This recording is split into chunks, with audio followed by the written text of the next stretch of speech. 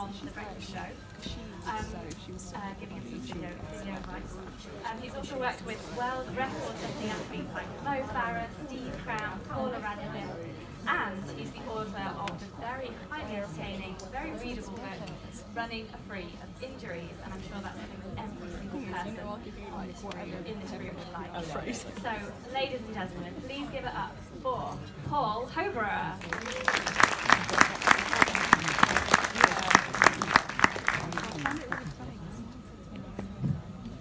Good evening. How are we all doing? So we've got physio talking to you right now, and it is my fourth talk today, as just mentioned. And so I thought, what am I going to do to make this different for me? It might be the same, not necessarily the same for you. And I came up to the conclusion that what I should do is go round at the beginning of the drinks reception and speak to some of you about the sort of things that you'd like to hear. I've got some people in front of me that took part in that. So I've decided to talk about your arse, because that is something that we need to talk about for a number of reasons. It was your idea, don't hide from that. Because what we do today is we sit down an awful lot. And of course what happens when you sit down is you make your arse lazy and long. And what you want if you're a runner is a nice, tight, strong arse. Am I right? Because it is the biggest extensor that is going to take you forwards by moving your hip backwards. So if we don't have a strong arse, then what the hell are we going to do? Because we're not going to get our PB, we're probably not going to cross the finish line. So it needs to be thought about in these terms, and this lady here is to be thanked for the discussion on the arse. So let's just think about that for a second. If you don't have a good major motor like the gluteus maximus to get you forwards, then you're going to unfortunately end up with quite a few different injuries because you'll overload other parts of the body. So there's a great exercise that I like to give people as a tip for their bottoms, which is if you lie down on your front, I'm not suggesting anyone does this right now, but you can try it after the meal. If you lie down on your front and you bend your knee to 90 degrees and keep your foot flat to the ceiling, and imagine that you have a tray of Prosecco on your, in fact, I live in the northeast, we're in London now, a tray of champagne on your foot, and what you need to do is to lift your thigh off the floor whilst balancing this hopefully imaginary tray of, let's say, 6 flutes of champagne, and not spill any, and then slowly lower it back down again. And if you can do this successfully around 15 to 20 times, you will in fact be strengthening up your bum, you will run faster, and your lives will be better. So that's my first top tip, balance champagne on your foot. Anybody here brave enough to wear jeans to this event? We've got 1, we've got 2, 3, 4, brilliant. Because you will help me with my next thing, which is moving around from the arse to the front.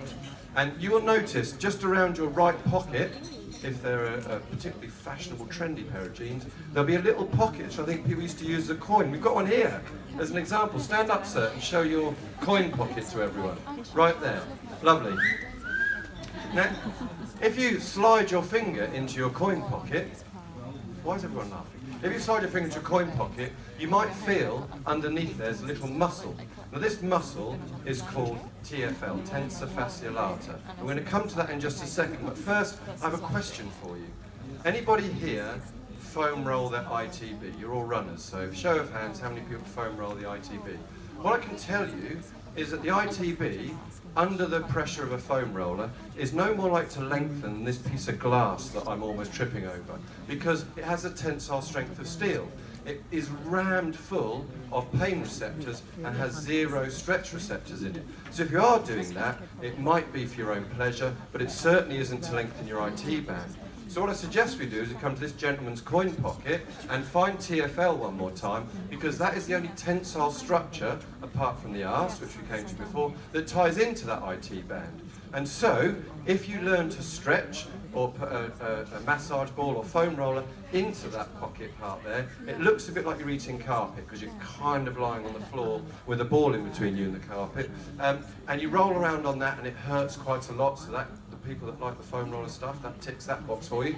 And you'll find that that loosens, and actually your IT band in effect will loosen because the contractile proportion has loosened. So we've covered arse and also TFL. Now, 80% of the population, whether you're a runner or not, will suffer from low back pain. And this is a massive epidemic for businesses and stuff like this. But if you're a runner, it's kind of doubly a problem, because some of you will find that towards the end of a marathon or a training run that your lower back will become a bit stiff and tight. And this is because we spent a long time sitting down, making our ass long and stupid, yeah? But we also, in doing that, we have our knee often flexed to around 90 degrees, and the hip flexor, which originates from our lumbar spine and comes through, attaches to the front of the hip, is therefore in a shortened position and is becoming increasingly strong versus your incredibly weak and stupid glutes. And this isn't good for your lower back. So what happens is we sit down at a desk for, let's say, 6 to 8 hours a day at work.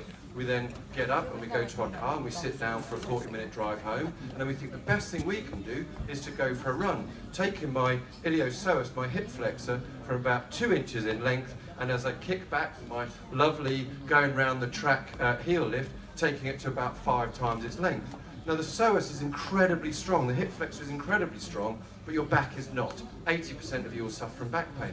So the psoas originating from there will pull on your lower back and potentially cause pain and injury there. So you must learn to stretch your hip flexors. Looks like a big lunge. These trousers are way too tight for me to start talking about that. But you understand what a lunge is, right? So you lunge and you stretch and you stand up nice and tall. You're then going to do the glasses of champagne on your foot to strengthen up your arse. And we've got the TFL man here, who probably has an actual name, but for the rest of the night it's TFL man, where you're going to find that thing there. And the way in which we stretch TFL after you've done your ball work, that didn't go well. I didn't prepare this, and so there's going to be the odd mistake, is if it's on the right hand side, we're going to take the right foot around the back of the left foot, so our toes are touching. I can't really see that at the moment. And then what you're going to do is, because your right side you're being stretched, you're taking your right foot around the back, so it's now on the left. You then lean to where that foot is, and if you stay nice and upright, that'll stretch that TFL. So we've got 3 key things that you can do as runners to make sure that you can still go to work. And well, you're all bloggers, you're all earning loads of money by selling the stuff that you do online. But some of us, have to go off and sit at desks and stuff. You guys are all nailing it. So, and I'm 45 years old, so you are, I can tell you, the first bloggers I've ever met, and I'm really excited to be doing this. So, you've got 3 major points, and a lot of them, these points, including lots and lots of others, are actually contained in a book that someone around 6'4" who's lost all his hair once wrote a couple of years ago. It's endorsed by Paula Redcliffe on the front. Steve Cram, a good friend of mine, did the forward, and thankfully, as Claire mentioned earlier, from spending 20 minutes on the Chris Evans Breakfast Show today, it's actually gone to #1 in the Amazon charts for the first ever time. So that's the power of radio. So if you like to all work really hard, thank you. If you do me a favour and work really hard over the next 2 weeks to keep it there, then that would be amazing. So there's loads of things that can go wrong when you run. Anyone here running the marathon on Sunday? Awesome. What I really want to do is to wish you all the very, very best of luck. I've been at the expo yesterday and today giving a very similar talk to this, but less references to the arse perhaps. And afterwards, lots and lots of people come up to me and they want me to try and fix them in time for the marathon. So it's the first time I've met them. It's Thursday, they're running on Sunday, and we've had an enormous amount of success. If you want to do that, can you please catch me before about the 3rd pint? Because after that, my insurance has major issues, okay? So catch me quickly after this. But other than that, you've been a wonderful audience. It's an absolute pleasure to be here. Thank you very, very much for listening.